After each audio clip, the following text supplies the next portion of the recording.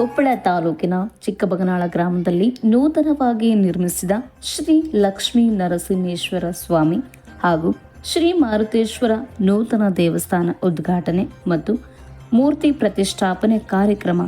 ದಿನಾಂಕ 6/2/2025 ಹಾಗೂ 8/2/2025 ನಡೆಯುವ ಕಾರ್ಯಕ್ರಮಕ್ಕೆ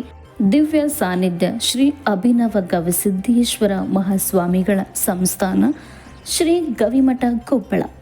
ಶ್ರೀ ಸಿದ್ದೇಶ್ವರ ಶಿವಾಚಾರ್ಯ ಮಹಾಸ್ವಾಮಿಗಳು ಮೈನಳ್ಳಿ, ಬಿಕ್ಕನಹಳ್ಳಿ, ಬಿಸರಹಳ್ಳಿ ಹಾಗೂ ಶ್ರೀ ಶ್ರೀ ಸುರೇಶ್ ಮಹಾರಾಜರು ಚಿದಂಬರ ಮಠ, ಸುಕ್ಷೇತ್ರ ಕರ್ಕಿಹಳ್ಳಿ, ಪರಮಪೂಜ್ಯ ಶಿವಸಿದ್ದೇಶ್ವರ ಮಹಾಸ್ವಾಮಿಗಳು ಕನಕಗುರು ಪೀಠ